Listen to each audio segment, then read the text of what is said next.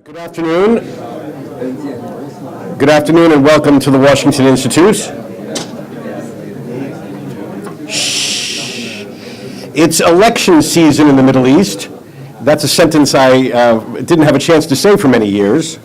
And it is very nice to be able to say it, that there are multiple elections going on in multiple Middle East countries to begin 2013. These aren't the only two elections in Middle East countries this year. Egypt will have its, I think, sixth national election in a two-year period later this spring, and there are other elections on the calendar. But there is something uniquely appropriate about having the two countries in the Middle East that are still at peace with each other, Israel and Jordan, two countries who share a long border and who share some very interesting characteristics with each other. To have these two countries have their parliamentary elections just one day after the other. And the implications of these elections are very interesting. And what they mean both for the politics in their countries and for more regional trends that have an impact on American interests throughout the broader Middle East. To address that connection, what is going on in these countries and their elections and their implications for the United States, we're very pleased to be able to host today's luncheon. And we're especially pleased to have the world-class experts on Israeli and Jordanian politics to talk about these elections and their implications. First, I'm going to turn to my colleague David Makovsky. David Makovsky is the Ziegler Distinguished Fellow here at the Institute and director of our project on the Middle East peace process. He is well known for his years of experience in journalism and in analysis, covering Israeli elections, writing about them, appreciating the nuances of Israeli politics for his entire adult life, and being able to translate that expertise to the American policymaking audience. And we're very pleased that David is here to offer his insight on the Israeli elections. Second, we'll hear from my colleague David Schenker. David is the director of our program on Arab politics, our Aufzien fellow. David brings academic and professional experience to his understanding of Jordan. He served as the Levant country officer in the Pentagon, with responsibility for the U.S.-Jordanian defense relationship. He's written a book on Jordanian politics and relations between Jordan and Iraq. And in fact, is it okay for me to say that tomorrow David is flying off to be an official election observer with the International Republican Institute for the Jordanian election. So he follows these issues with great granular detail as well. So first David Makovsky, then David Schenker, and then I have some concluding remarks about some broader implications that we can read into these elections. David. Thanks, Rob, for your very kind words, and it's always good to see so many friendly faces here. We'll dive into it. If you've been following this, I realize in this crowd there's a lot who do. What you've been struck is how on one level you've seen really how constant the race has been. And where I think you have to be clear is there's so many parties, it's like putting your head in a washing machine sometimes, and the more you think you know, the less you understand. So I think you have to step back a bit and do this in terms of blocks, right block, center, left block. That's why we did this handout for you, so you could get a sense.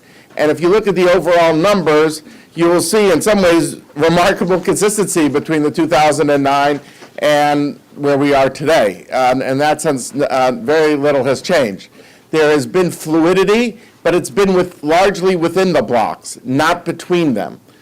So you have a situation that Netanyahu's, he hit his lowest point today in terms of the overall block is at 63. He's been largely, the numbers have been higher, so it's hard to know if it's an outlier poll that we're looking at here and the number's a little bit higher. But whatever it is, that the size of the block for the most part has been, very constant. He has a situation where he has lost his own Likud, now it's called Likud Beitenu because it merged with Avigdor Lieberman's party, And he has lost some to the more far-right party called the Jewish Home, which we'll talk about. But the overall bloc side has pretty much been the same. And I will get into this, what this represents soon enough. Another element in terms of feature of this election has been, I would argue, the lack of an agreed agenda, and therefore the lack of a policy mandate that emerges from this election. That this is remarkable for Israel, although there have been some instances. But for the most part, you have like one team is playing football, one team is playing basketball, another team is playing soccer. And this, for Americans who've just gone through a big election over high taxes, low taxes, where there's two parties, the issues are joined, there are three debates, and you come out of the election with some sense of what was the debate about. Here, you have multiple parties, and often it's been in the past the Palestinian issue, and here they're all over the map. The Labor Party is focusing on income inequality. There's a fellow named Yair Lapid, who is the son of Tommy Lapid, who focused on enlisting the Haredim, the ultra-Orthodox, and he's kind of returned more to his father's theme, although he talks more about the middle class. So he's talking about that. And another party is talking about, something else, which we'll get into. But what's striking is the fact that the most serious issues, I would argue, that Israel is facing, among the most serious issues, are not discussed in this election. And Netanyahu, is very experienced, whether you like him, you don't like him. He, a seasoned politician, he is deliberately not looking for a mandate. And he's not raising the toughest issues, I would argue, in no granular detail, nothing in HD for policy focus. He is among them, just to remind you, for the last 4 years, he's been talking about whether or not to bomb Iran. He has muted that issue pretty much in the election campaign. Israel has just led a campaign in Gaza. What's the future of Gaza and Hamas? There's been something called the Arab Spring. I think familiar. How many hundreds of events have we done here? Virtually doesn't exist in Israel. People know about it, but it's not a topic for a policy debate. Well, how is Israel going to deal with the Muslim Brotherhood? The government in Egypt, basically not discussed. I could go on. What happens if there is no talks with the Palestinians? What are the implications for Israel? Not discussed. Why is that? And I think there are multiple things. First of all, politicians, and this is not unique to Israel, like maximal flexibility, tactical flexibility. They want to be able to configure their governments any which way. They don't want to be constrained in the post-election period. And I think that's part of it, that he doesn't want to be locked in. I think he doesn't want to offend constituencies at home who might be with him on one issue but not with him on another issue, or alienate governments.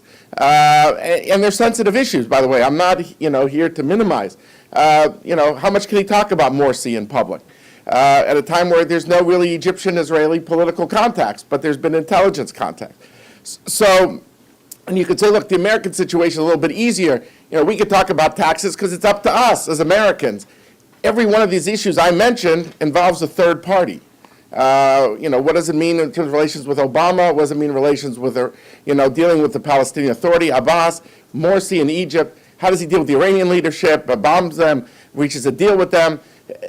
So a lot of these issues are things that he could say are out of my control. But he is not seeking a mandate. He's talking generalities. Iran is a threat. Israel must stay strong, things like that. But I think for the most part, he has left a lot of this, not to be discussed. And interestingly, the public is not forcing him. First of all, there's no tradition of debates like we have here, so there's no forum for that in the same way. And it could be the public is divided. There's a lot of pain whenever you have to make a clear policy choice, and they'd rather not have to force a lot of these issues. So to me, sometimes what's striking is what's not happening. Now, what can we say? We can say that I think on the Palestinian issue, there has been a move to the right. And I think you have to say this. And I know, here's the counter-argument I'm going to say right away, which is, look at the overall numbers of David, the blocks. You just said the blocks. Well, it looks like the blocks are pretty steady to me.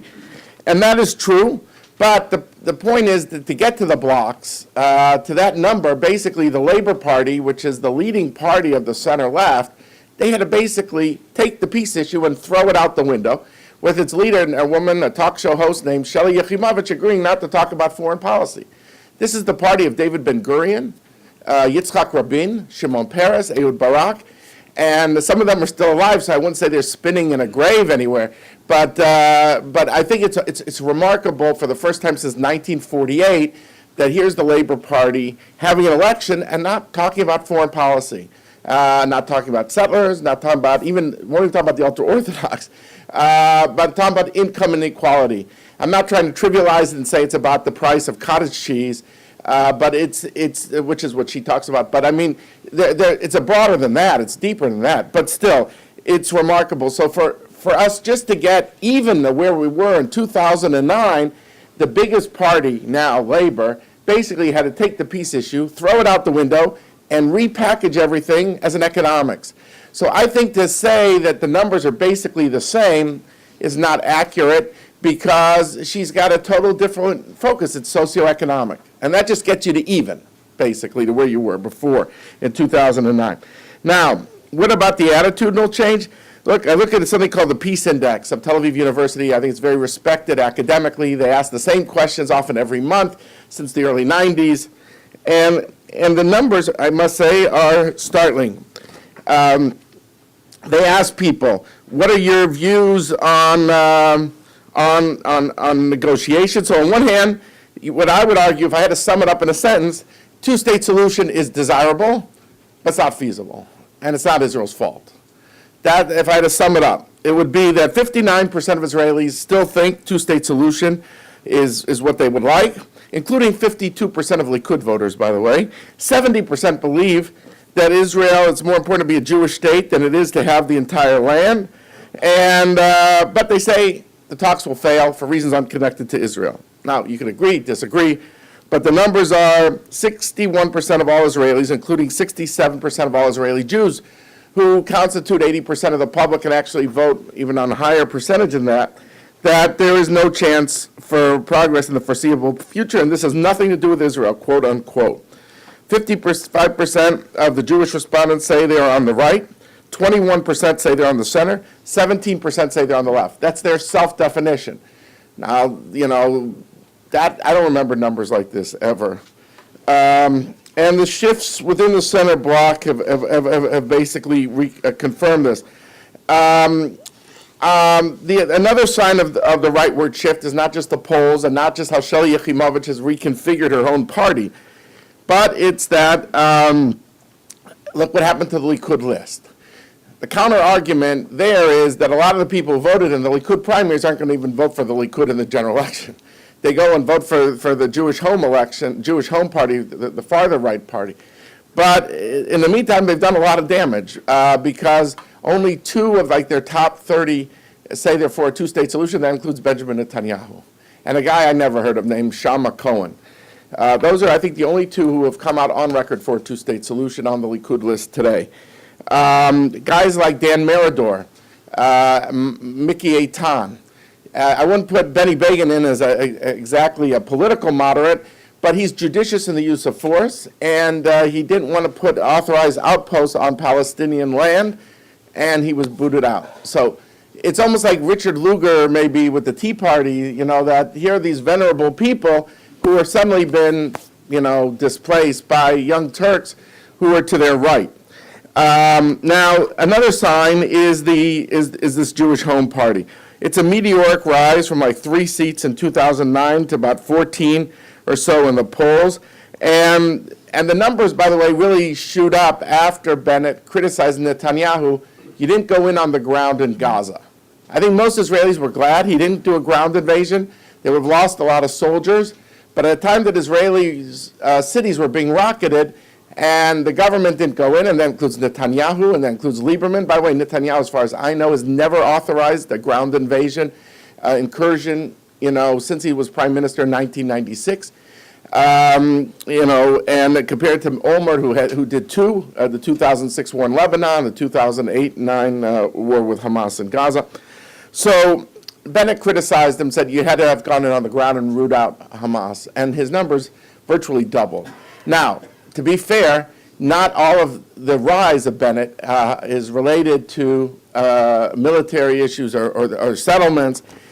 He's a source of emulation for religious Zionists who love this idea of a very personable guy who was an officer in an elite unit called Sayeret Matkal, Israel's elite commando unit, who went on to be like a high-tech millionaire.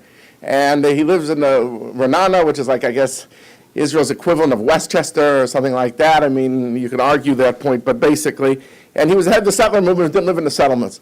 But somehow people see in him, that's a 21st century religious Zionist, someone who's integrated at the top of Israeli professional life.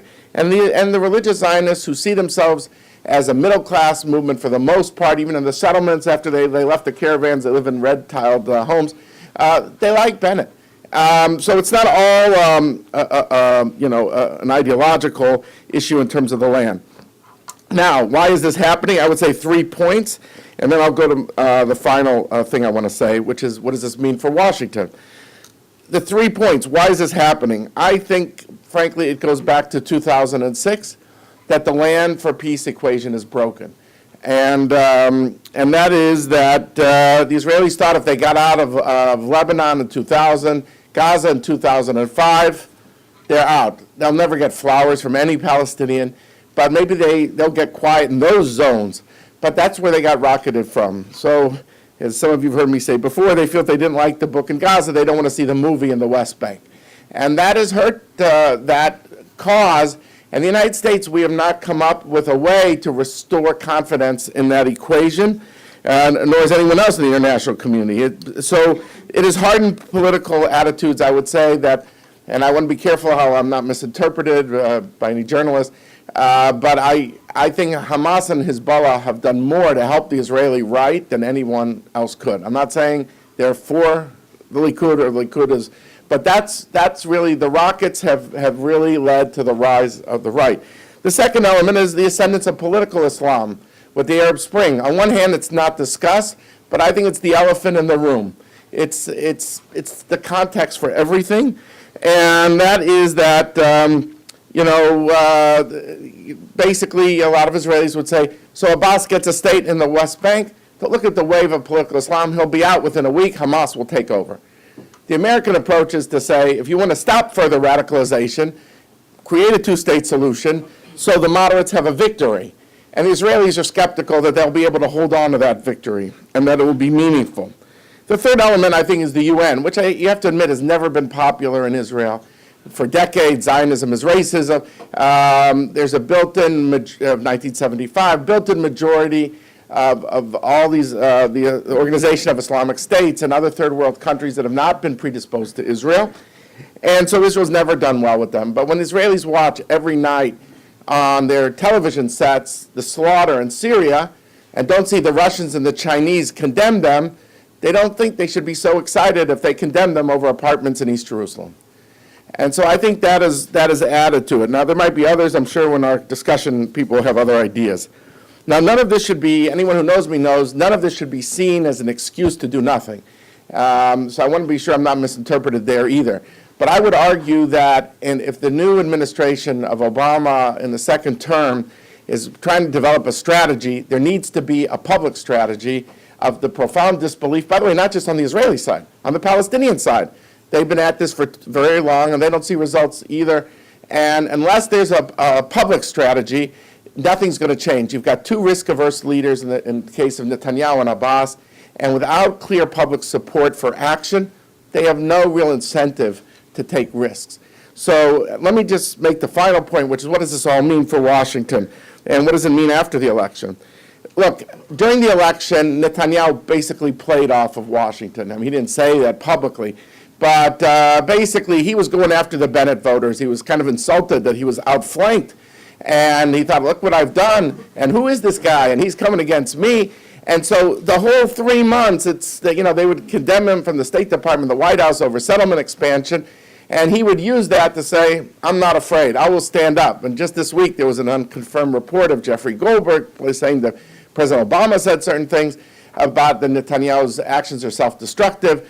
And Netanyahu said, You know, I think he played off that. He likes that. His newspaper, Yisrael Hayom, basically played off that. They want to show Netanyahu defiant.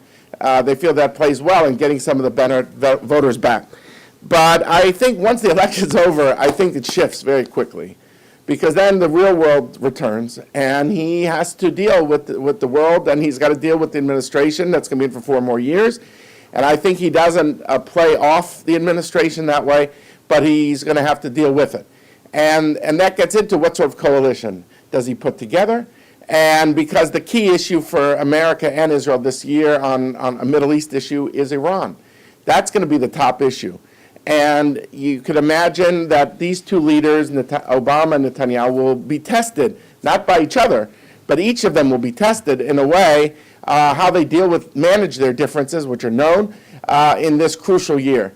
So I don't think he's out to exacerbate his differences. In the 2009 election, he had Ehud Barak as his defense minister, his go-to guy in Washington. One guy in the Pentagon said we should just give him an office here. He's here every month. But now he's got no party. So does Netanyahu keep him on without a party? It's cheaper that way because he doesn't have to pay anything in terms of a manifesto of a platform or anything, because he's a technocrat. So it's a different sort of thing. But Barak is respected in Washington, so I wouldn't rule that out. The other way is also, there's other names we go through. I just don't want to take up the time with my colleagues. What about foreign minister? If he doesn't have Barak, does he bring in someone like Tzipi Livni, who he doesn't like, and it's mutual? But maybe she is someone also that would be respected here. And dealing with Secretary Kerry, who I think will be the point man in the new Obama administration, because I don't think I think the president's got a full plate, and except for Iran, I think for the most part he's happy to hand it all off to Kerry and say, John, you want to take on this? Good luck to you. Let me know if there's any good news. Otherwise, send me a postcard. So I think that how he's going to deal with this is important. So I think Netanyahu has an interest in a broad government, I would hope.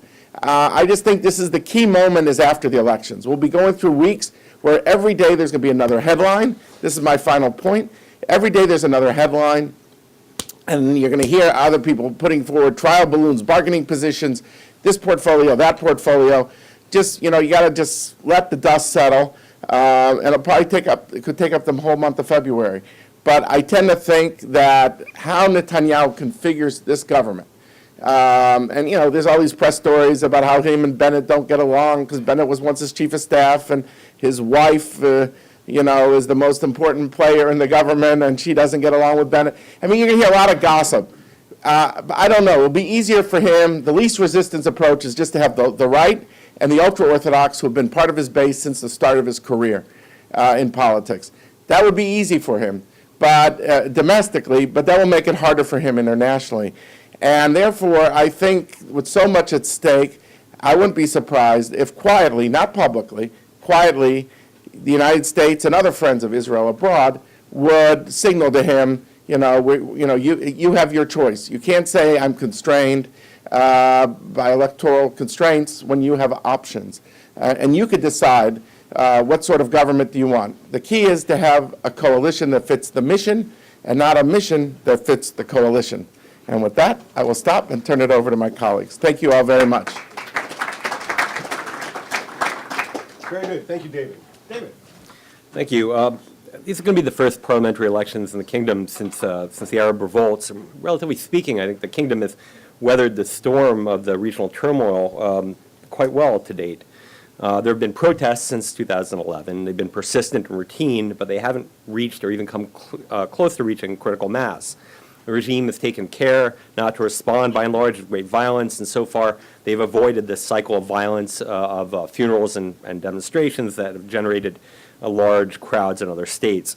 The leading demands of these protesters, by the way, has not been necessarily a demand for political change, but rather calls for an end to corruption and for improvements to the anemic economy and against cuts in subsidies for food and gas. The one really interesting development over the course of the past 2 years or so has been the emergence of the Hirak, the tribally based opposition movement. This is an important and unprecedented development and one that may have a bigger impact on the direction of the kingdom going forward. Rob is going to speak more about the general political dynamics at work on the ground. I sort of want to avoid that and not make headlines prior to going to observe these elections. I'll do my best. In any event, I wrote an article about this stuff in the Atlantic Online that we gave out, a piece that was titled, not by me, but by the Atlantic, as Will Jordan be the first Arab monarchy to fall? This will be the second time that Jordan has invited international observers to see parliamentary elections. They did so in 2010 as part of King Abdullah's efforts to demonstrate a commitment to the political reform. The king has been pursuing, actually, some political reforms for some time. Since 2011, in particular, he's effected some modest political reforms, and those, most notably limited constitutional reforms back in 2011. More recently, the government made some changes to the electoral law under which this contest will be held, and I'll discuss these changes in a few minutes. Suffice it to say, in any event, given the demographic split in the kingdom between Palestinians and East Banker tribal origin Jordanians, the electoral law is an extremely sensitive and contentious issue. So how do elections work in Jordan? Well, the old system is what I'll talk about just briefly. You had what's called the one-man, one-vote electoral law, and that's been in effect since 1993. It actually was a product of elections in 1989, which was a multiple-seat, multiple-vote system, where people went to the polls, and if you had five parliamentarians in your district, you'd cast 5 votes. The result of that in 1989 was that the Islamists took 22 of 80 seats in the parliament, and the law was changed. Basically, now you have a law that divides the state into districts with apportioned seats per district, some quotas for women, Christians, Chechens, Bedouins, Circassians. So just say you live in the Amman 1st District, you'd get to elect 5 Muslim deputies, and you'd go and you'd vote for one person as a single voter. And this is how it has worked until this election that's coming up. And traditionally what happened was that voters would prioritize their primary allegiance, which is tribal allegiance, or local city allegiance, town allegiance. Ideology comes second, and the Islamists lost out. In 1993 elections under this new system, the Brotherhood, the Islamic Action Front, won only 17 seats, down from 22 in 1989, and they decided to boycott in 1997. Tribes actually work very hard to unify their votes. So they get together before the election and decide on who the tribe's going to vote for. There's this great story from after the 2007 actual municipal elections in Jordan of a woman in Mafraq who was appointed to a seat on the municipal council under the quota system without winning a single vote. Right? So they went and they asked her, a reporter asked her, well, didn't you vote for yourself? And she said, no, I did not vote for myself because of my commitment to the tribe and the residents of my town. I promised my vote to the tribe.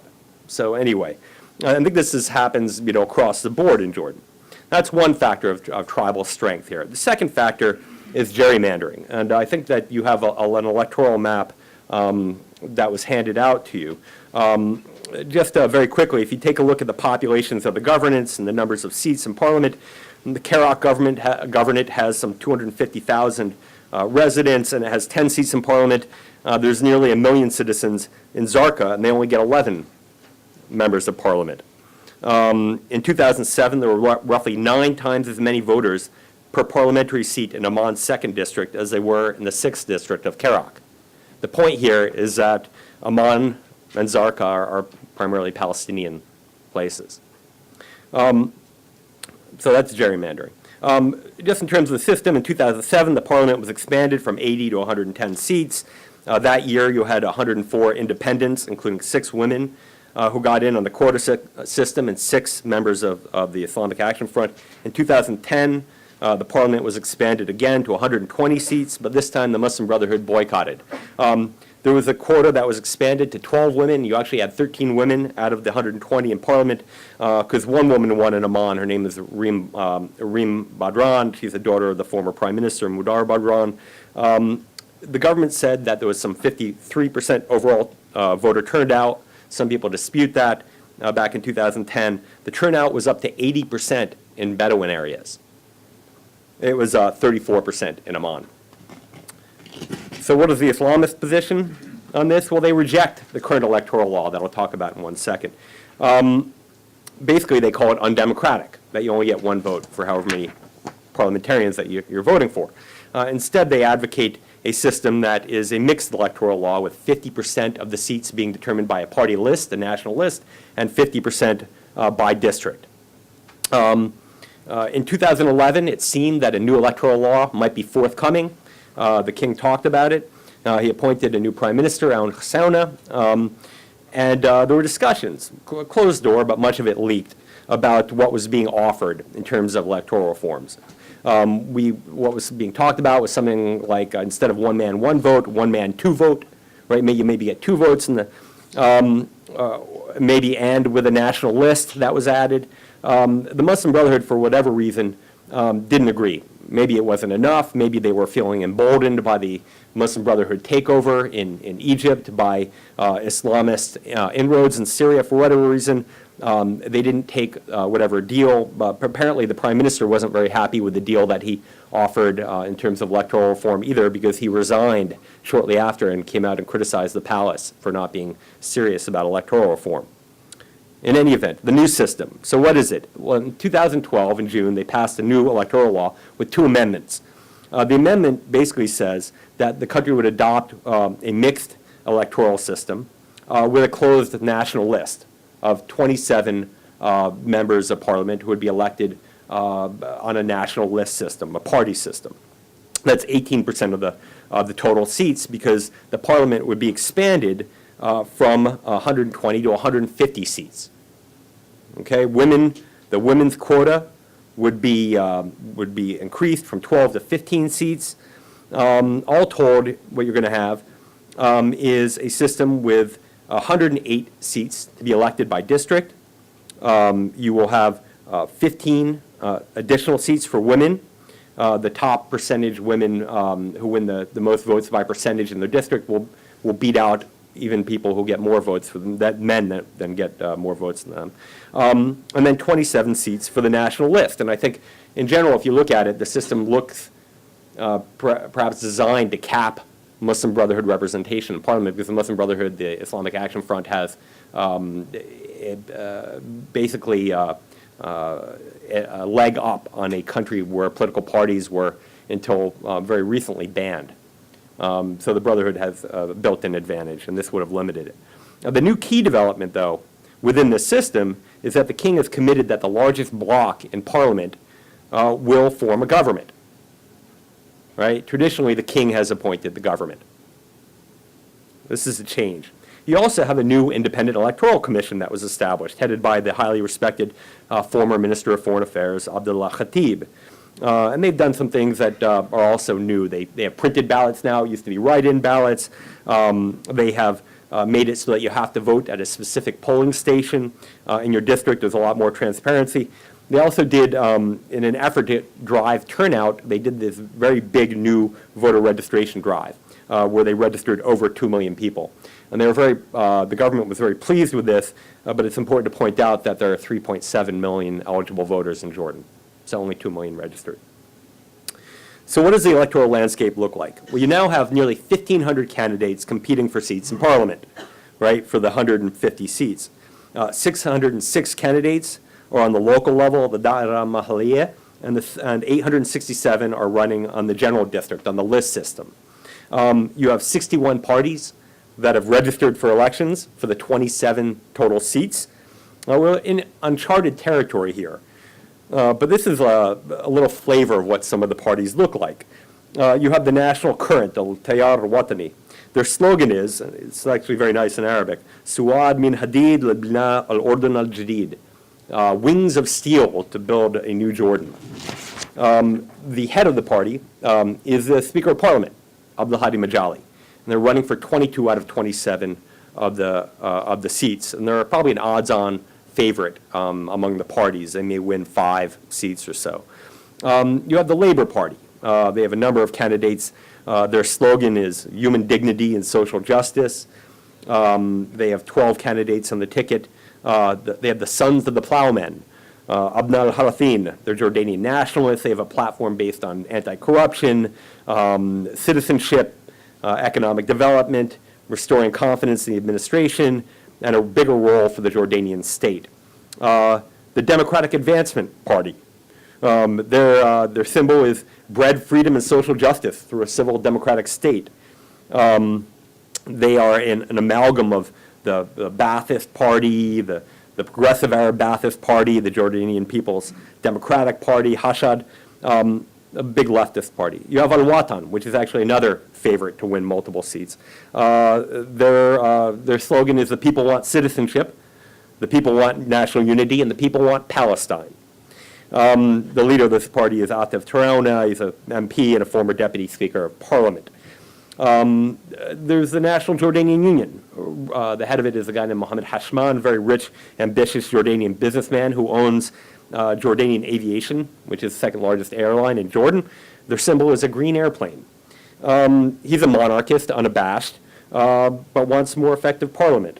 And so on. You have the building list. It's time that their slogan is it's time to hold the government accountable. You have the Nation's Honor Party, which formerly was known as the Saddam Hussein Party. They were forced to change their name by the Independent Electoral Commission.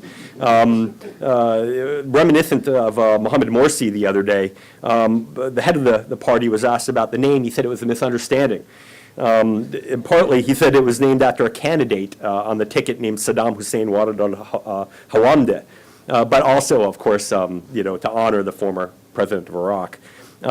Anyway, as I said earlier, the Muslim Brotherhood objected to the electoral system and is boycotting it. In an interview earlier this week with the Prime Minister, he said that Abdullah Nasser said that he expressed sorrow that the Brotherhood had decided to boycott because, among other reasons, the alternative to the Muslim Brotherhood was, quote unquote, very bad, including Salafists and extremists. Well, there's not that many Islamist parties running on the ticket. In fact, the leading one is called Al-Wasat al-Islami. I've not yet been able to determine if there's any relation to the Egyptian Wasat party. Its leader, Mohammed al-Hajj, may have some appeal to voters. They're campaigning very hard in Palestinian areas, in refugee camps. Focus on Palestine, focus on anti-corruption. They've got 1,853 likes on Facebook. I don't know whether these guys will get the Islamist vote, or whether, because the Muslim Brotherhood is boycotting, whether their voters will actually stay home or that they didn't register. We shall see. The National Front for Reform, which is sort of the famous opposition movement led by Ahmed Obedat, the former prime minister, is also boycotting the elections. And the number one reason in the statement they recently issued on their website was because this government and the electoral law results in parliaments that do corrupt things like sign, approve agreements with Israel. Perhaps the most colorful character to emerge from the elections to date is a guy named Shibli Haddad, a Christian candidate from Madaba. He's running on the individual ticket. He does his interviews in sunglasses. He has big campaign promises. He's actually pretty remarkable. On this campaign poster, he says that there's oil under our feet in Jordan. And the first thing I'm going to do is explore and get it out. He says I'm going to press to have Jordan a full member in the Gulf Cooperation Council. I'm going to shake the ground, cause an earthquake under the ground of the corrupt leaders in Jordan, of people involved with the corruption. I'm going to keep gas prices the same. I'm going to give free university education, and I'm going to liberate Palestine from the sea to the river. One of my favorite columnists, actually, this guy's very colorful. He joined Facebook on January 1st. He has more than 32,000 people like him so far. If you go to his website, you'll see pictures of him feeding camels, driving tractors, lifting weights. There's actually this great picture that was circulating that went viral of him. They had these storms in Amman, and he actually is shown Photoshop picture of his head on, basically he captured a crocodile in the streets of Amman. That was loose. Anyway, there's a lot we can talk about Shibli Haddad, and I'd like to talk about him more. My favorite columnist, perhaps, in Jordan, a guy named Fad Khitan, who writes for Levant, basically said that without Shibli Malat, this article was titled "The Elections of Shibli Haddad," He said that the elections were boring until Haddad had arrived. They had the same faces, repeated slogans. Without Shibli, elections would have been devoid of excitement. He didn't participate in vote buying, registration card bundling. He didn't even have a tent serving people mansaf. He's hoping that he gets elected to restore the dignity of the parliament, he says. So what are the issues today with these elections? I was an observer in 2010 in Jordan parliamentary elections, and they got very good scores for transparency on that day for running a clean election. You can criticize the electoral law, the whole framework, but what are the issues to date? There was an article about 2 weeks ago in Al-Hayat that was circulated and made the rounds back in Jordan again, quoting a senior official in the Independent Electoral Commission saying that Abdullah Khatib was going to vote because the government wasn't tackling these instances of vote buying. Right? This is an endemic problem historically in Jordan. It's called al-mal siyasi, political money, that people are going out and paying people to come and vote for them. There's been several arrests reported in the Jordanian press. This Abdullah never, never admitted that this was true, but it seemed to be coming from a very high source in the office. There's reports, continued reports of electoral card bundling. I'm not on the ground. I have not seen what the long-term observers have seen or whether they're reporting on this. You've got the Muslim Brotherhood boycott, of course. And then you have these people in the Iraq, some of whom are from places like Kerak, who are the tribal opposition to the king, who are angry mostly about economic issues, about corruption, but also not pleased perhaps with the electoral law.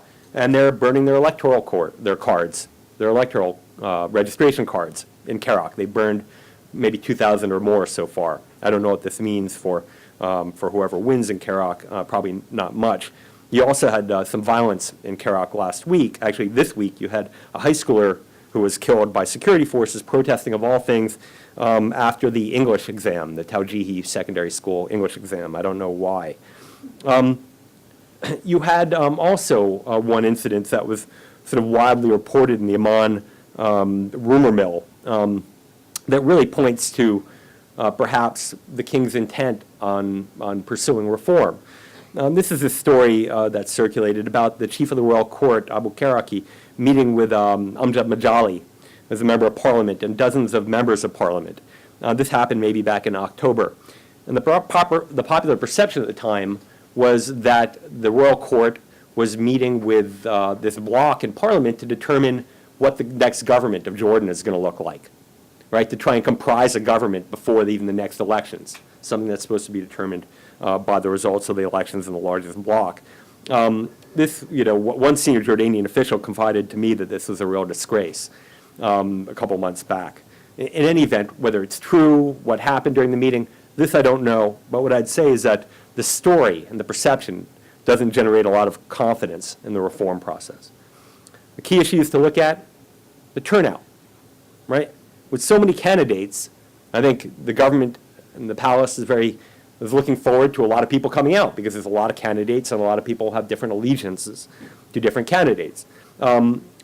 Will there be a good turnout with even the Muslim Brotherhood boycott, with this phenomenon that we have, in Egypt, the Hizb al-Kanaba, the couch party, where people are staying home, they're a little apathetic about the political issues, they're concerned about the economy, they're concerned about corruption. Procedurally, it seems like the government, the kingdom, has done a very good job of setting the stage for a free and fair election day. But turnout itself will have a great impact on domestic perception of the credibility of the elections, right? If you have 50% turnout, which might be pretty good, but you only have 2 million registered, that's 1 million voters out of a total of 3.7 million pool of voters total that it could have been. It's not very high. The second thing I think to look for will be the composition of the new parliament. The real concern here, I don't have any impact on this. I'm going to go and look and see whatever I see. But the real concern that I think people have is that you've had this electoral change, and you're going to get exactly the same parliament as you got before, right? There's not going to be any change in either the composition of the parliament, whether there's any opposition within the parliament, and whether there's going to be any more efficacy for a parliament that has been traditionally very close with the palace. So with that, I'll stop, and thank you very much.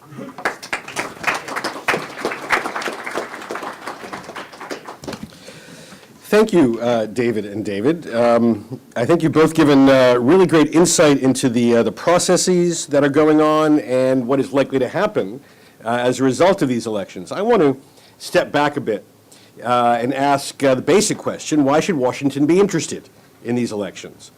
These are two of our closest allies in the Middle East. In a very ancient region, these are two very young countries, both still maturing with still evolving political systems. We just heard about the evolution of the Jordanian system. The Israeli system is still evolving. Every election cycle, there's another new idea for direct election of this or changing the system that way. It is still very much an evolution in process. On the surface, they couldn't be more different. They're two very different political cultures, two very different political orientations. One has a proportional representation democracy. The other, well, a not quite absolute but not quite constitutional monarchy. They fought wars against each other in 1948, when both gained territory, and 1967, when both gained people, and only one gained territory. Ultimately, they made peace in 94. Now, in some very important ways, I think they're remarkably similar. And here is where I think our interest in what happens next Tuesday and Wednesday is, I think, particularly pointed. First, both are deeply concerned about the threat of regional turbulence overwhelming them. And for both, part of the answer is to make the best of bad situations. That's what the outcome was for Israel and Gaza: an effective military conflict, both in offensive and defensive arenas, that ended with what I would call a bad ceasefire, a document that enshrined almost none of the objectives for which the conflict was fought. Take a look at the actual text of the ceasefire document. It looks like a piece of Swiss cheese. For Jordan, the analog is the decision to let in massive numbers of refugees, stretching the Jordanian system. But both approaches have their limits. For Israel, the limit is, I think, reflected in the building of fences. First, inside the West Bank between Israel and Palestinians, then along the Egyptian border, and now along the Syrian border, and I predict eventually on the Jordanian border too. That there is a limit to what the Israelis are going to deal with in terms of the turbulence coming from abroad.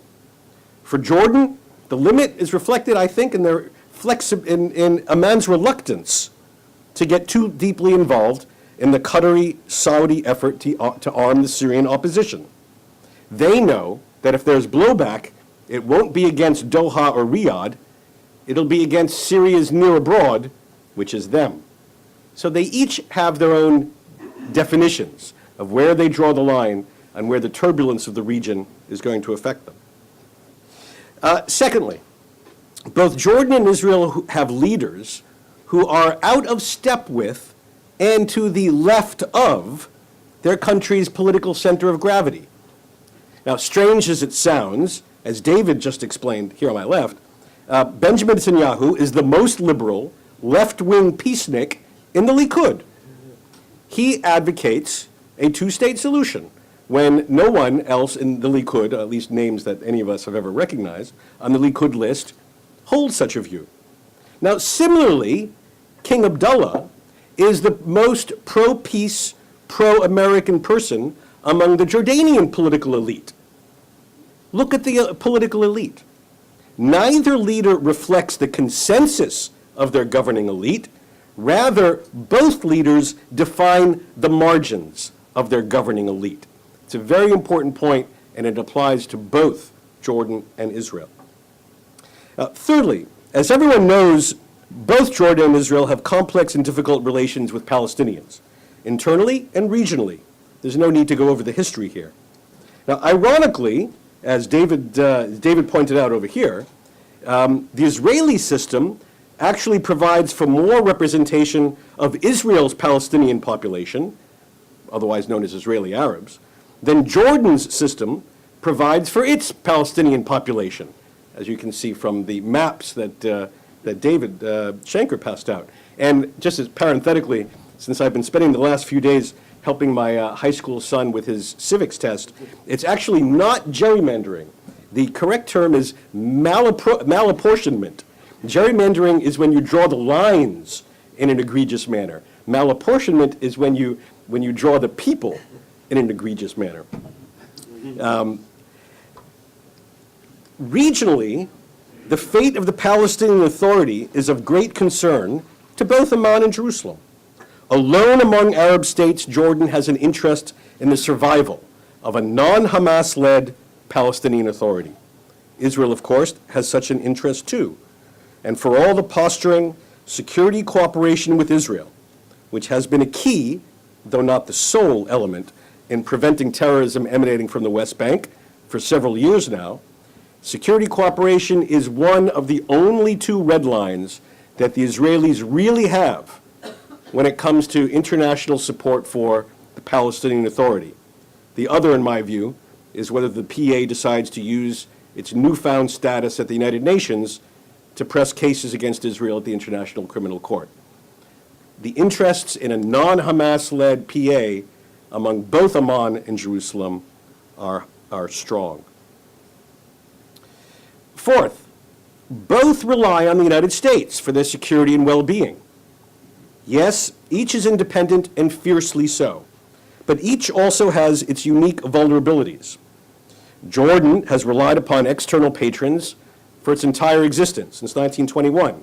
British, American, Japanese, Iraqi, Saudi. American support today, political, military, economic, psychological, is essential. Today's American support and the message that comes with it is critical, in my view, to Jordan's survival. This is not to say that we always make the best choices with the assistance that we provide. Case in point, our decision to defer to King Hussein's wishes to reward his signing of the peace treaty with Israel with provision of F-16s.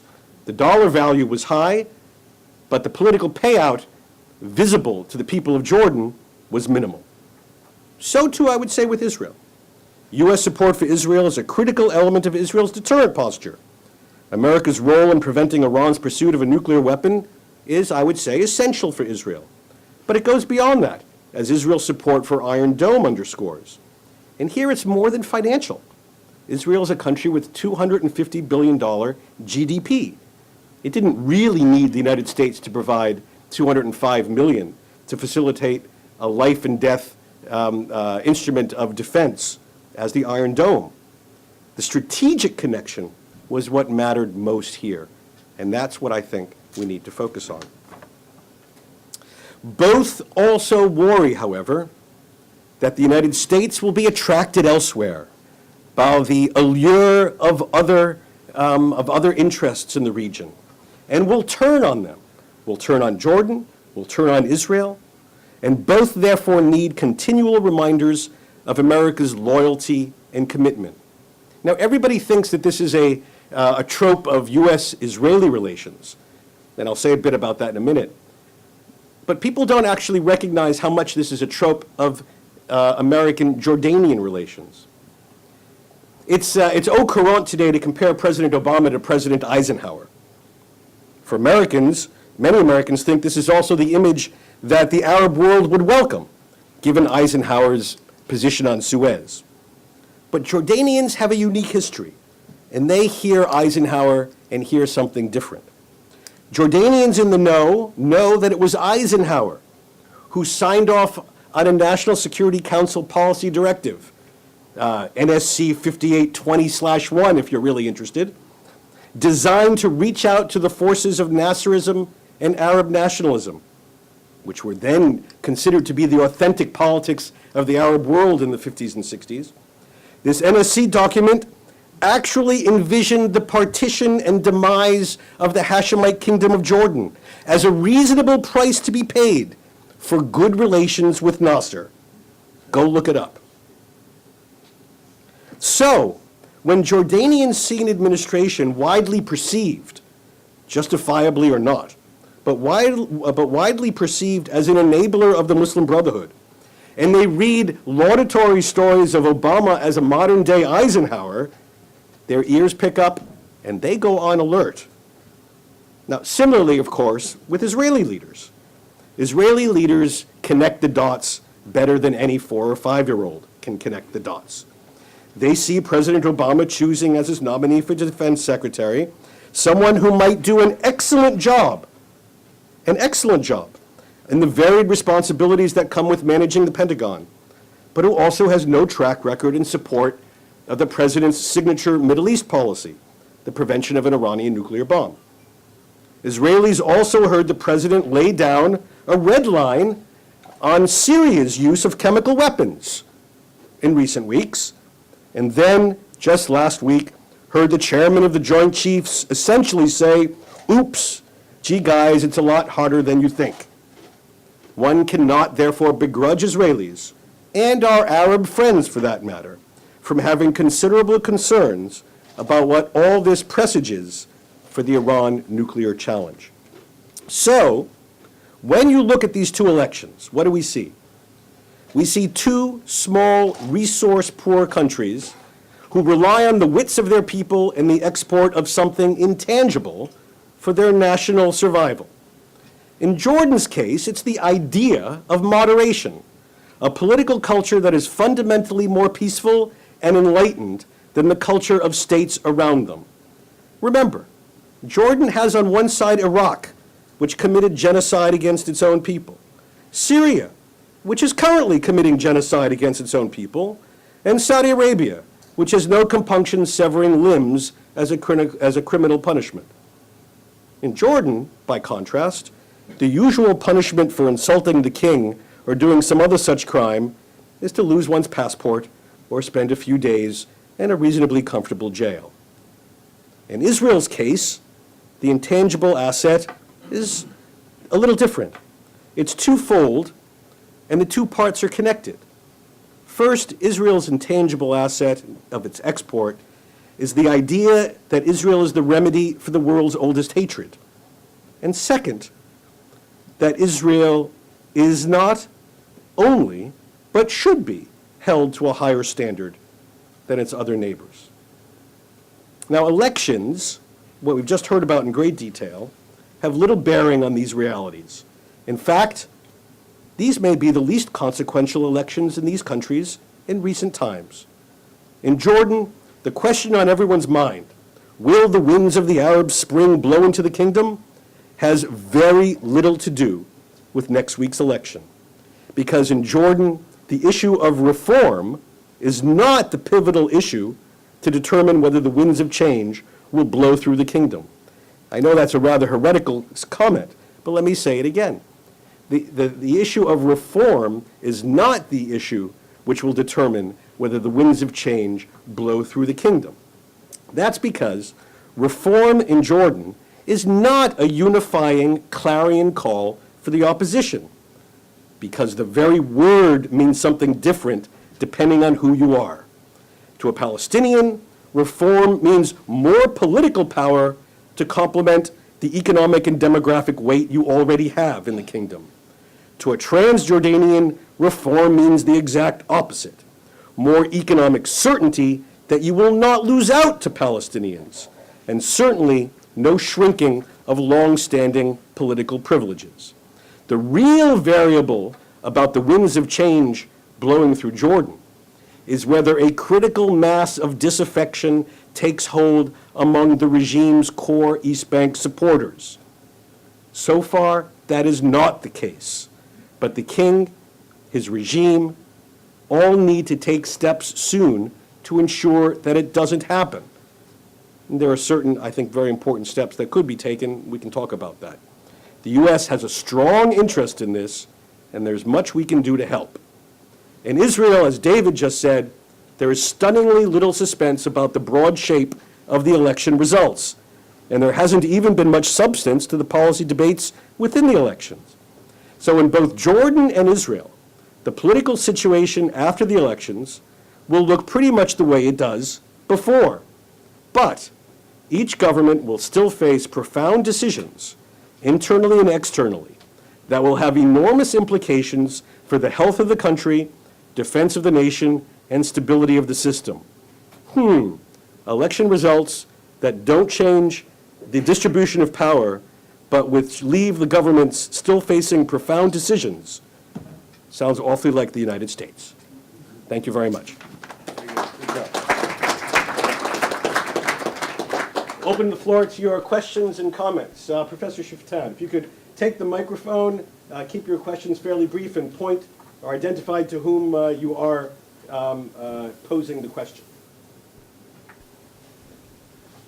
The question is to, to David Makovsky, actually, two short comments. First, as David is aware, I think we need to stress more the distinction between Israeli society and the Israeli political system. In other words, whereas the Israeli society is congregating to the center, the dysfunctioning political system is going to the extremes. And when we speak about a shift to the right, we should make clear that it is not the Israeli society that is moving in this direction, but there are these dysfunctional elements in the political system. The second comment, what could change in these elections, and perhaps should be stressed more, is the role of the ultra-Orthodox. Different kind of coalitions can have very considerable implications on domestic Israeli affairs that have also regional implications, because the ultra-Orthodox are also the most right-wing element inside the government, even when Bennett is there. And therefore, we should mention also that here a change could happen as a result of the elections. David? First of all, I also want to thank my research assistant, Gabi Tudin, for her efforts in bringing the handout together and everything else. So thank you, Gabi. Look, and Don, here's where I would say, there's no doubt that, like when I read those Peace Index polls, when I said, for the majority of the Israelis, a two-state solution is desirable. And I pointed to 70% say it's more important to have a Jewish state than have all the land. And I pointed to over 60% say that their preference is a two-state solution. But when you read these other numbers, and you say, as much as we want it, they'll say it's not feasible, and it's not our fault. Now, you could say, well, does the leadership help shape these attitudes or not? So I would say that there is a moderation in terms of what their preferences would be. But, as Rob and I both been saying, I think the regional context here is very strong. And I think the center's view basically there is, if there's a hurricane, you hunker down in the cellar. I think the American rejoinder sometimes is, you can hunker in the cellar if there's a passing hurricane, but if there's a permanent hurricane, you can't live in the cellar. And that's a little bit of the disconnect, where people might be centrist in their preferences, but given a set of situations that they're facing regionally, they might feel this isn't going to happen now. So how you characterize that, I leave to others. The Haredim, Dan, as you know very well, and we could talk about this for hours, we don't have the time, but basically the ultra-Orthodox have been a stable bedrock foundation for Netanyahu. And he had a situation this summer where 80%, as you know, of Israelis want the reform that the ultra-Orthodox go to the army or civil service, even doing stuff in their communities. And the national religious is with them. And still, Netanyahu was willing to take the political flak and pay a price, in my view, at that moment, that it was very unpopular that he sided ultimately with the ultra-Orthodox. Now, the parsing of how he did it, and I don't want to bore people with all the nuances, but it was done in a way that he gave preference, it seems to me, to the ultras over the sentiment of the country. Now, what will be interesting is that you had Ariel Sharon, one of the predecessors, he was strong enough that with Lapid's father, Tommy Lapid, he said, I'm not going to have any of them in. As a matter of fact, Netanyahu was the finance minister at that time, and it was the middle of the Intifada. The GNP per capita, I think, shrunk 9%. And he said, we can't give out all these social welfare benefits to people for their fifth kid or whatever it is. They get 1, 2, 3, 4, 5. It shoots up. The state doesn't have the money. And so there was a moment in time where they defied the ultra-Orthodox, but that took someone like Sharon, who was willing, and he had a partner in Lapid. I'm not so sure that Netanyahu is Sharon, and maybe Lapid is like his dad. But as long as Netanyahu is not Sharon, his basic view is don't be left without your base. And I tend to believe it's like a suitcase. He will take the ultra-Orthodox anywhere he goes. And he believes that they're not just about principle, but about interest. And that he could do a long-term rental with them. In his view, all they want is money for their schools, and just stick with them on the ultra-Orthodox draft issue. Don't get them angry, and then you could configure any which way. Now, as you point out, Dan, the newer generation of Haredim are actually much more right-wing than their parents' generation. That is true. And that's why I don't know if it's going to be as easy as he has thought, but I tend to believe he has not shown to me that he's Arik Sharon, who's willing to keep the ultra-Orthodox out. I'm happy to bet you a dinner. If he does, I'd be happy to pay that he keeps them out. I just don't see him following the footsteps of Ariel Sharon so easily. Thank you. Steve, up in front. I have You're going to take the mic, right? two brief questions. The first follows on what you just said. Can he put Lapid in a government with Shas, in a coalition with Shas? And the second question is, if it is not possible, for whatever reason, to keep Ehud Barak as defense minister, is there another defense minister who will keep a lid on construction in the West Bank interior? Good. I'm glad you asked me that one. I was dying to bring that in, but I didn't want to go on too long and get too much in the weeds, so thank you. Let me start with the second one first, on the defense minister. I think there's been some tension between Netanyahu and Barak. They have been, just to remind people, the duo that were basically defying the security establishment, who felt Israel needed to hit Iraq, and there was a view around the prime minister to do it before the American elections. And Barak was with him for the most part until he wasn't with him. And that was, I think, where the defense apparatus pressed on Barak and saying, this will alienate the Americans. If Obama wins, they'll never forgive us for this.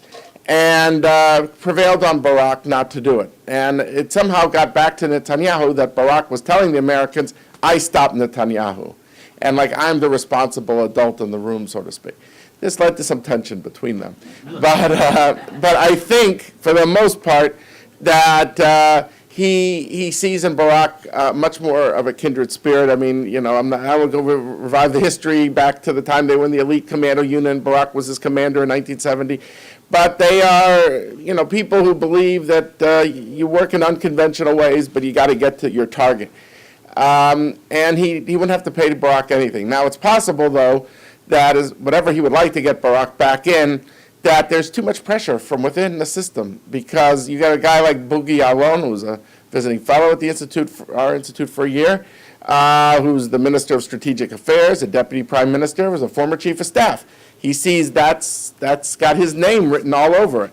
That's where he wants to be, and sees it as a stepping stone. Now, it's unclear, though. I think Netanyahu might think that he's very black and white on the Palestinian issue, but actually too many shades of gray on Iran. So I don't know if the fit is perfect. I don't know if he thinks Yalon is too ambitious to be a successor, that he's willing to give him that job. I mean, if I had to think of a third candidate, a sleeper candidate, there's a guy whose name is not in the press. There's a guy named Tzachi Hanegbi. Tzachi Hanegbi was actually, he was a Chayrutnik, a Likudnik. His mother is still a settler in Kiryat Arba. I think she's still alive. She was in the Knesset. Gula Cohen. Yeah, right, exactly. She was yelling at Begin with Anwar Sadat in Jerusalem. But Hanegbi actually joined Kadima with Livni and became the head of the Foreign Affairs and Defense Committee. I think he's someone who Netanyahu thinks is very shrewd, is sober, is not extreme, doesn't see things in black and white shades. And so I think that could be a sleeper choice if he had to. Those would be the three names I would look at. Now, your first question about... You didn't mention the settlements. I asked you Yeah. about Iran, but about keeping the lid on construction in the interior. Yeah, You mean whoever the defense minister is? I mean, I think that's another element, actually. Thank you for reminding him that, Netanyahu may feel with Ya'alon it's going to be harder to control him. He has his own base in the party. And he, even though he's not an ideologue originally, he's a kibbutznik, he's from the labor side of Israel. He's undergone a lot of change. The settlers love him because they see him as an honest, straightforward guy. And I think that everything will become a bargaining chip. Now, by the way, other prime ministers have wanted to be defense ministers too. So I go back to David Ben-Gurion. You had Shimon Peres did it, Ehud Barak. There were other leaders who've done it. But I don't think Netanyahu sees that as his strong suit. And I don't think he will try to do both. But I think that's a good point. If he chooses Ya'alon, that'll be harder for Bibi to control. It'll be a point of contention. Let me just say, Steve, about your point about Lapid and Shas. What we've seen in the recent weeks, now what you don't know is once the election is over, a lot of these promises just evaporate. But we're seeing more and more of these parties trying to differentiate themselves, especially in the center left, by boxing themselves in a way that I don't think we're used to seeing in Israeli politics. So we're seeing Lapid saying, I will not sit with any ultra-Orthodox party, if there's no, agreement for military conscription or civilian conscription in some ways. Lapid did that, his father did that, actually, and he kept to it. We'll see. He's actually gone up in the last few weeks. He's actually probably, everyone's talking about Bennett, but if you really want to get more in the weeds, in the last 2 weeks, I think his numbers have gone up more than anyone. So some people think, look, for Bibi, he wants to have the right, but Lapid is viewed as a centrist, and he's got in terms about education and the middle class. There's no real issues for him. It's not about settlements. It's easier as he sees it, and it would be easier for him to just include Lapid. Lapid said, "I'm not going to be the fig leaf for a right-wing government." So will he stick to that? And will he bring the others? I think part of the problem in this election is that you've got these three centrist parties. Livni, center-left parties, Livni, Labor, and Lapid, the three L's, kind of speak, and they're fragmented. Livni tried to unite them all, but failed. So the question is how much, they couldn't stick together before the election, on even a joint strategy after the election. So I tend to think that Netanyahu will try to play them apart against each other after the election. And the two pairings to look at is one is what Steve pointed out correctly, which is can Lapid and the ultra-Orthodox sit together, and can Livni and Bennett sit together? One is pro-peace, and the other one wants to annex 60% of the West Bank. The first time you've had such a pro-annexationist government party that I could recall. Even the Avigdor Lieberman party, when it existed independently, was for a two-state solution, and just that he wanted to configure part of the Galilee into the Palestinian state. So anyway, these two sets of pairings, are these guys going to be able to sit together? And have people box themselves in the pregame, in the pre-election, in a way that will constrain policy options in the post-election is a huge question. Okay, thank you. I'm soliciting extra special, you get brownie points for questions on Jordan, too, here. Peter Rosenblatt.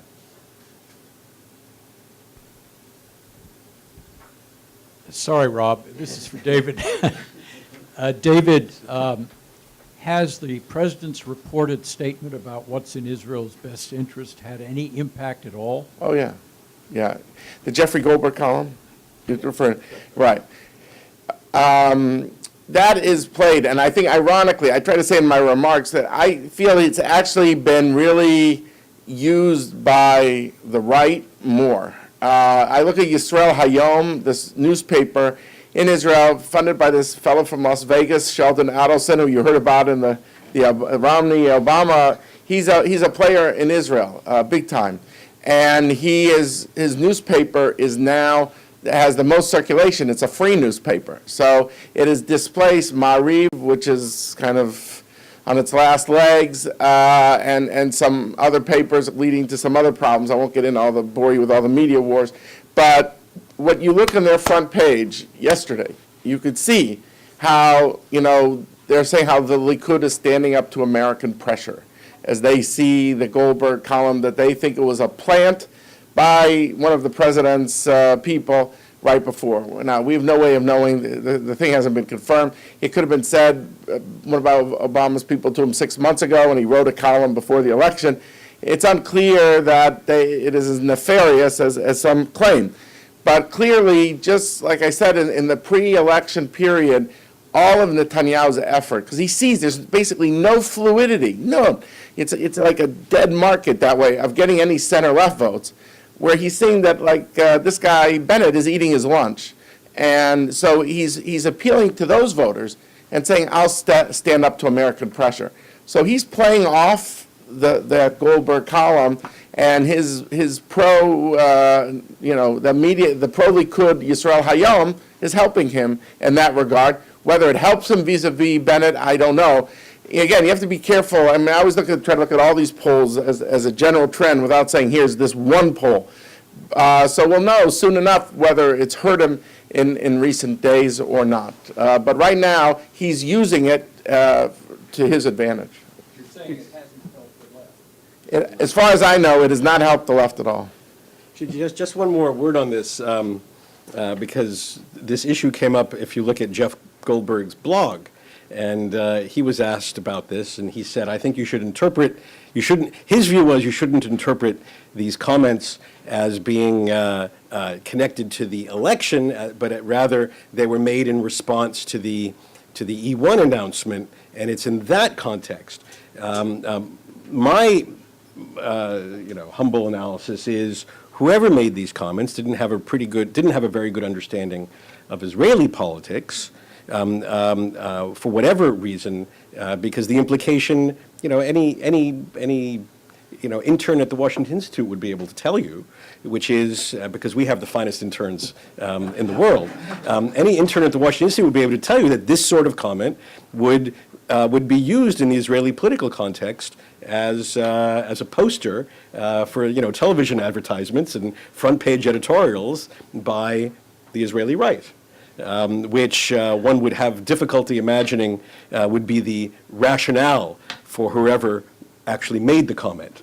Whatever the context, it clearly wasn't, in my view, the most politically astute statement. Questions on Jordan? Yes, on the left. Question for... Say, the mic is right behind you. Thank you. For David. No, questions on Jordan. This is a Jordan. We're doing Jordan questions. All right, go ahead. I just wanted to know your assessment of the middle class issue. I mean, Netanyahu is seen as an enemy of the middle class by now and very much into the business together with corruption, etc. And the protest movement and so forth. I mean, don't you think, despite the Labor's promises, that this might emerge as a critical factor in the elections? Sure. Look, there's no doubt, if you look at the polling that you see, what is the people's number one issue that they care about? I'm saying that the leaders have not articulated, a big debate. But if you just ask, what's your number one issue in the field, the public says the socioeconomic issue. And, for Yechimowicz, she took a very difficult decision, which was that as the head of the leader of the Peace Party, not to talk about peace and to talk about income inequality and to try to harness the social protest movement, which had 400,000 people, saying that people can't live in the Tel Aviv area, that it's too expensive. And Netanyahu, actually, who on one hand he came in as, very pro-free market, but when this Professor Trachtenberg, who put forward recommendations on how to deal with social protests, called for a raising of taxes, Netanyahu raised taxes. So he has not made this a free market election. I mean, as the head of the Likud, it's more, when people say right and left in Israel, it has been, until now, it means ideological in terms of the territories and settlements and the Palestinian issue and where do you stand. He has not turned the Likud into the Republican Party of free market. Many of them are populist, and he believes in the free market, don't get me wrong, and I think he feels he does what he can, but he's given up on the idea that he's going to somehow persuade his party that this is the way it should be. So when he has to make tough choices, like accept the Trachtenberg recommendations, he doesn't. And he believes, okay, I make some sort of mid-course corrections, and then I move on. And that is, but clearly she's tapped into something too. People say, hey, that's not enough. And so how he deals with it, I don't know. Lapid, on one hand, talks about, I'm for the middle class, I'm for education. It's hard to be against these things, you know what I mean? So, but I think his numbers actually have really shot up when he's more like his dad, and when he talks about the ultra-Orthodox issue, because that taps into a question of basic fairness, where kids go 3 years to the army and the ultra-Orthodox don't go. So I think Lapid has also done his own mid-course correction. Dan, you had a Jordan question? Yes, actually, I was going to defer to him. All right, go ahead. David Schenker. Hey, thanks. I'm sure you've noticed that in recent months, King Abdullah has been changing prime ministers, and also he has been changing his intelligence, the fellow in charge of intelligence, which usually makes sure everything's quiet. Wasn't that a signal that he felt his position being very shaky? And who do you see taking these positions if he remains? Thanks. Well, yeah, I think you've had 5 prime ministers over the last, 2-3 years. You've also seen, the last 3-4 heads of intelligence be either publicly humiliated, or put in jail. The Zahabi, I think, just got 13 years of hard labor, and they fined him, $20 million or something. So I think that initially we should understand that the change of governments in Jordan is something that is not unusual. Right? You've had, 70 prime ministers over the last 50 years? The average Jordanian government lasts about 10 and a half months. So I don't think we should be at all alarmed about this. I think what you saw was very quickly that the king had a decision to make when the protests started in the kingdom right after what happened in Egypt, and he got rid of a prime minister. And this is typically what you do. You get a new government, you install another government. That government lasted a brief period of time. The thing that was unusual for me is that, usually, I think this is basically the rule in Jordan, is that prime ministers don't resign, they are resigned. And Aoun Hassouna resigned. In fact, he wasn't even in the country. He resigned from overseas, and he gave his letter of resignation to the Minister of Justice, who delivered to the king. This is not the typical fashion of resignation. I don't find any alarm in that. I find, I hope that, that you get a government that has some sort of vision and that can work on the hard economic problems. Faiz Tarauna, one of the prior prime minister, just right before Abdullah Nasser, who's the current prime minister, was only in for a brief period of time, but his mandate actually was to slash subsidies. Right? And it seems an odd time to do it, but the kingdom is hurting for money, needs IMF, $2 billion from the IMF, wants to float a $1 billion euro bond at preferable rates, and as part of the IMF standby program, they had to, cut the subsidy budget for fuel, for food, and pretty soon they're going to do it in April probably for electricity. These things all hurt, and they got to figure out a way to better target these things.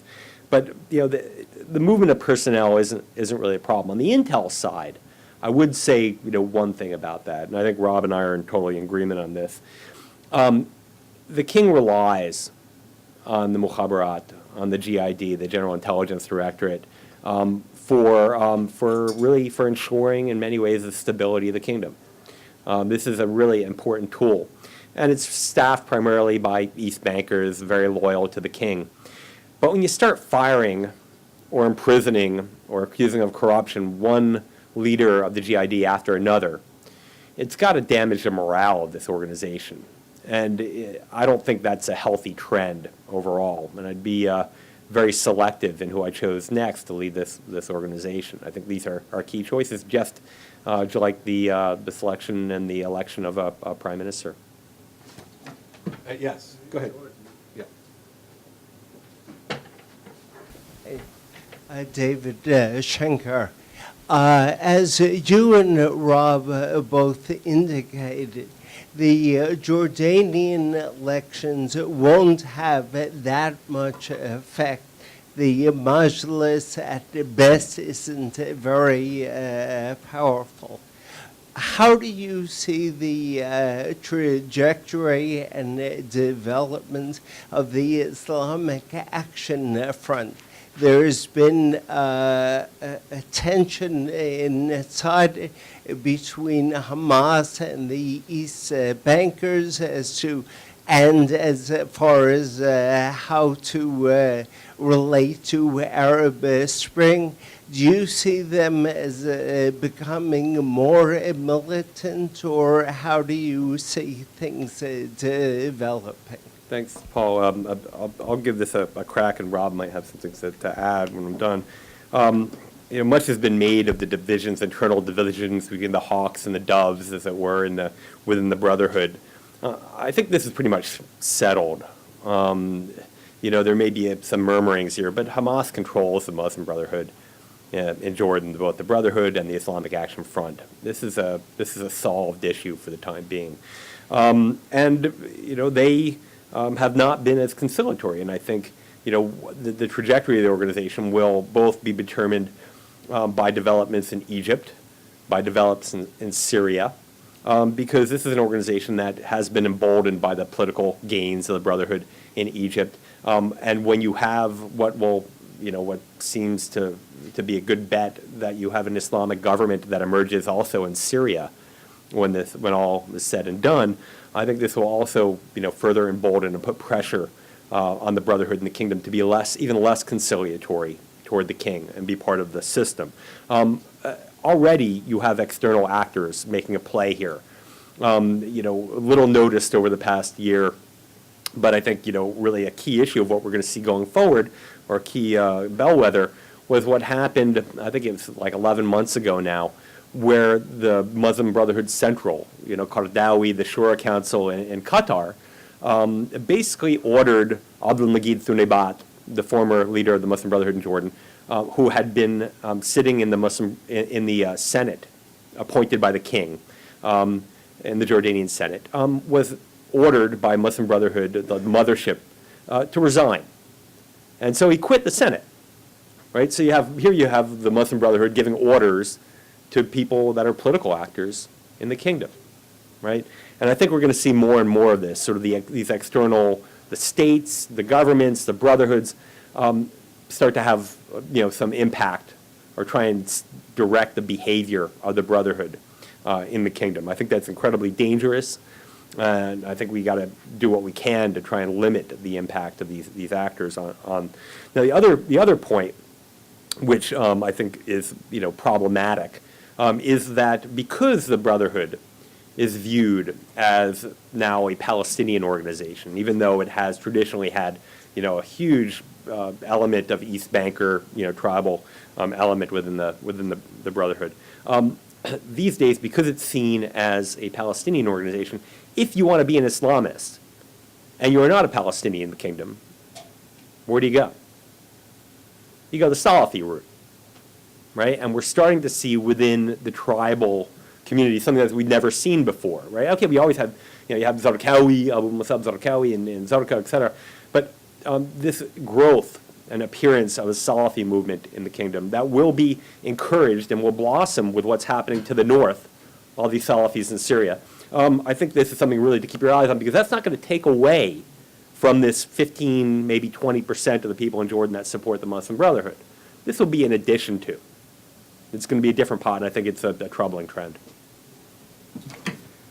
Well, I'm not going to add much more to that. I think David gave a very comprehensive answer, and I think you heard two really outstanding experts on their respective countries. So let me thank you, David. And we'll all look for the election results next week. Thank you for being here today.